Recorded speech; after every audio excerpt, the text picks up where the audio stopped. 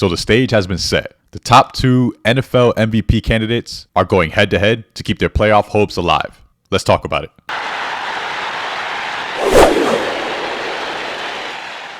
Before we get started, if you guys can do me a huge favor and drop a like on the video and make sure to subscribe so you don't miss out on any future NFL, NBA, and other sports content. So we're finishing up the wild card round, and the Ravens beat the Steelers 28-14, and the Bills beat the Broncos 31-7. And obviously, this is what set the table for the AFC divisional round between the Ravens and the Bills. Now, at this point, I think most people would agree that these are the two top candidates for the MVP. You have Lamar Jackson and Josh Allen. Now, isn't it just poetic that we get to see them duke it out, basically to determine whether or not they get to continue for the ultimate goal, which is, of course, reaching the Super Bowl. How is that matchup going to go? Well, we'll get to that a little bit later in the video. But first, I think it's only right that we kind of go over what these two quarterbacks have done and how they've impacted their team to really determine who is more deserving of that MVP trophy.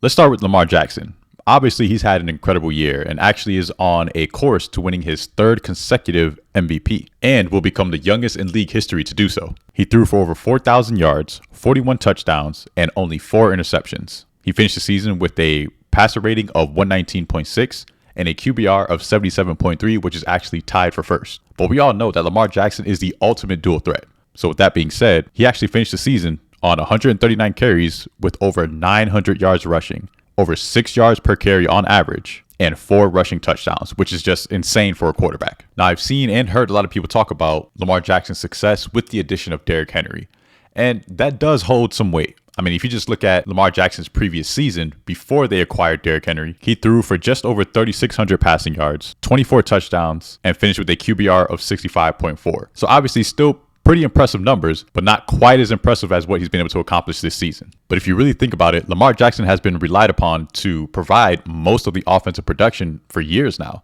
So the addition of a threat like Derrick Henry has been long overdue. And with that being said, although Derrick Henry is a top running back in the league, that still doesn't take away from the fact that Lamar Jackson threw for over 4,000 yards and ran for almost 1,000. So no matter how you slice it, Lamar Jackson's production is off the charts. And to take it a step further, I don't think there's another quarterback in the league being put in that same position that could have produced the same amount as Lamar Jackson did. But maybe I'm tripping. I don't know. Let me know in the comments what you think. If another quarterback was put in the same position as Lamar Jackson, do you think they would have put up the same level of production? Let me know. Anyway, let's move on to Josh Allen. Josh Allen finished the regular season with 3,700 passing yards, 28 touchdowns, 6 interceptions, a passer rating of 101.4, and again, a QBR of 77.3, which is tied for first. He also rushed for over 500 yards at 5 yards per carry and 12 rushing touchdowns. And get this, only 1 fumble. Had 102 carries, 1 fumble. And by the way, Lamar Jackson had 8 fumbles this year. But anyway, I think we could agree that between the two, Josh Allen definitely doesn't have the weapons that Lamar Jackson did. He doesn't have a Derrick Henry. He doesn't have a Zay Flowers.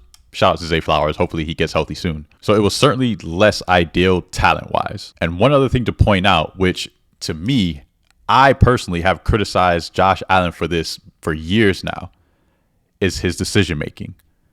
And what I mean by that is, well, let's just take a look at this.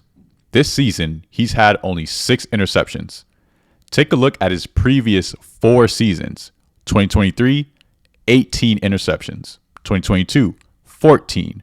2021, 15, and 2020, 10. Now remember, Stephon Diggs is not with this team anymore, so he really didn't have a number 1 option at the receiver position.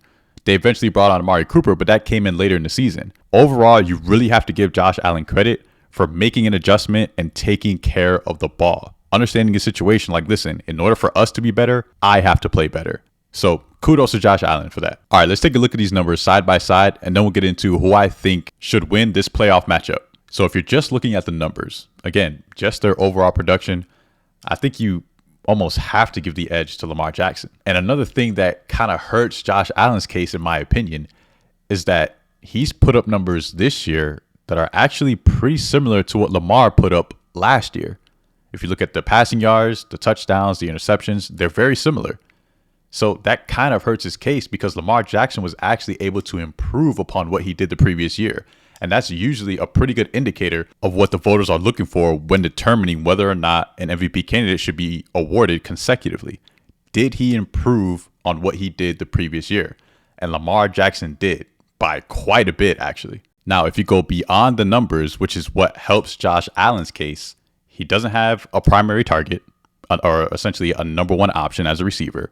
He doesn't have a top tier elite running back, and he was still able to put up really good numbers. And ultimately, he was able to lead his team to more wins. So ultimately, who would I pick, or who do I think is more deserving of the MVP? You got to give it to Lamar Jackson on this one. They both put up great seasons, but overall, I just think his production and statistically, he just outperformed Josh Allen without question, damn near in every category. So I think this is Lamar Jackson's year. He's going to win his third consecutive MVP, and he's going to be the youngest in NFL history to do so. All right, so let's talk about their matchup and who's going to come away with the W. Whenever previewing a game, I like to look at a team's schedule, and specifically their previous losses. Now, if you look at the Bills' schedule, they only lost 4 games. The last week of the regular season, the loss to the Patriots, they sat out a lot of starters, so let's just say 3 games. But one of those games was to the Baltimore Ravens, and they got smacked 35-10, which makes sense because I think the Ravens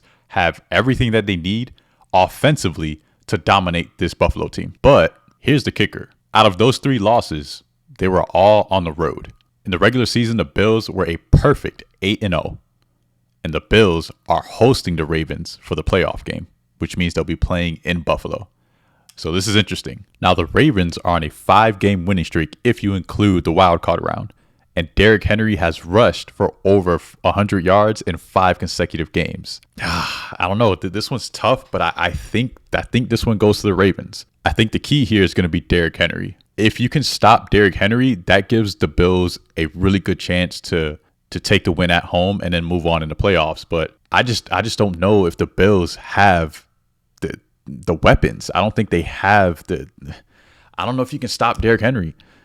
And then because you still have to account for Lamar Jackson and his mobility and his arm. That's going to be a lot for that Bills defense, especially come playoff time, man. Derrick Henry's on a mission. Lamar Jackson's on a mission. That home field advantage only does so much, man. And I just don't think they match up with the Ravens well talent-wise. So I think it's going to be a good game. I hope it's competitive. You always get those, one-off games where a team just doesn't show up and it's just super disappointing. But I don't think that's going to be the case this time. I think this is going to be a really good playoff round. But ultimately, the Ravens are going to come out on top. And I think Derrick Henry is going to be the driving force behind it. So let me know what you guys think, man. If you enjoyed the video, please, again, drop a like on it. And don't forget to subscribe if you haven't already. Let me know what you think in the comments, who you got coming on top. And I'll catch you in the next video. Here.